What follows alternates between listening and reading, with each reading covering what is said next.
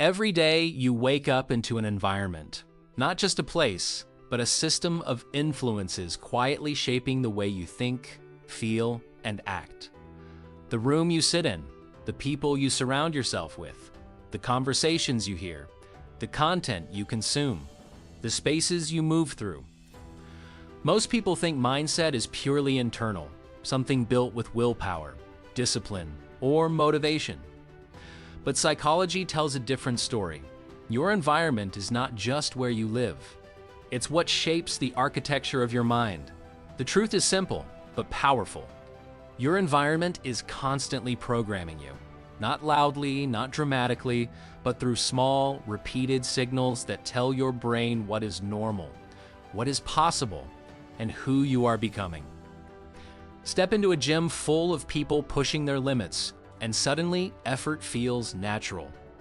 Spend time around people who complain, doubt, and criticize, and slowly, without realizing it, your thinking starts to mirror theirs. Because human beings are adaptive, your brain is designed to absorb patterns from your surroundings. Psychologists call this environmental priming, the process by which your surroundings influence your thoughts and behavior without your conscious awareness. You don't just think your way into a new life. You grow into it through the environments you occupy. Your physical environment is the first layer. Look around the space where you spend most of your time. Your bedroom, your workspace, your desk.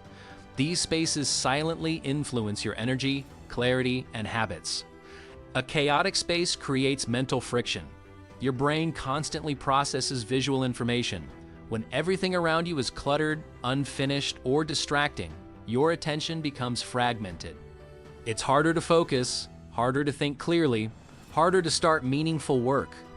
But when your environment is intentional, clean, organized, designed for focus, something shifts. Your mind relaxes, clarity appears, action becomes easier. This is why high performers are obsessive about their environments. Writers protect quiet spaces. Athletes train in environments built for discipline. Entrepreneurs design workspaces that encourage creativity. Because the right environment removes resistance. It makes the right behavior easier and the wrong behavior harder. But your environment is not only physical. Your social environment may be even more powerful. Look closely at the people you spend the most time with. Their beliefs, their habits, their attitudes toward growth, effort, and possibility. If your closest circle values growth, learning, and improvement, those behaviors become normal to you. If your environment normalizes negativity, comfort, and stagnation, your brain adapts to that too. Research has shown that habits spread through social networks. Your likelihood of exercising increases if your friends exercise. Your financial behavior often reflects the norms of your social circle. Even your ambition is influenced by the expectations of the people around you. In other words, your social environment sets the ceiling for what you believe is possible. But there's a third environment that shapes your mindset every day, and many people underestimate its power: your digital environment. The feeds you scroll, the videos you watch, the conversations you read.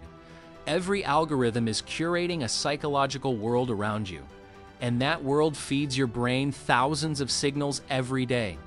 Signals about success, signals about identity, signals about fear, opportunity, conflict, comparison, and possibility.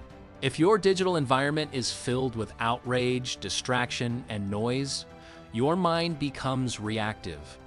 If it's filled with ideas, learning, creativity, and inspiration, your thinking expands. Your brain cannot always distinguish between physical and digital environments. It simply absorbs what it repeatedly sees. So the question becomes, what kind of world are you living in every day? Because the environment you repeatedly enter becomes the mindset you eventually adopt. And then there is the environment of your daily routines, the places you go regularly, the rhythms you follow, the spaces that define your days. Coffee shops where people work with focus, parks where people walk and reflect, studios where creativity flows, or offices where stress and burnout dominate every conversation. These environments communicate expectations. When you step into a space where people are focused, building, learning, improving, your brain receives a signal. This is what people like us do here. And when that signal repeats often enough, behavior begins to align with it. The same cues, the same triggers, the same behaviors, which leads to a powerful realization. If you want to change your mindset, change your environment. Not because you are weak, but because you are human, and humans are deeply shaped by context. Want to read more? Make books visible. Want to exercise more? Put yourself in places where movement is normal. Want to think bigger? Spend time with people who are building ambitious things. Want to be more focused? Design spaces that remove distraction. Environment design is one of the most underrated forms of personal growth. Instead of relying only on discipline, you build systems around yourself that naturally guide your behavior.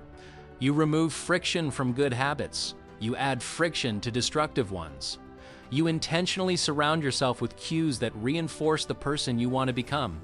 This is how real transformation often happens, not through dramatic bursts of motivation, but through quiet shifts in environment that gradually reshape identity.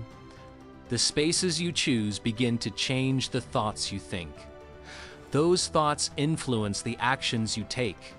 Those actions form habits, and habits, repeated over time, become character.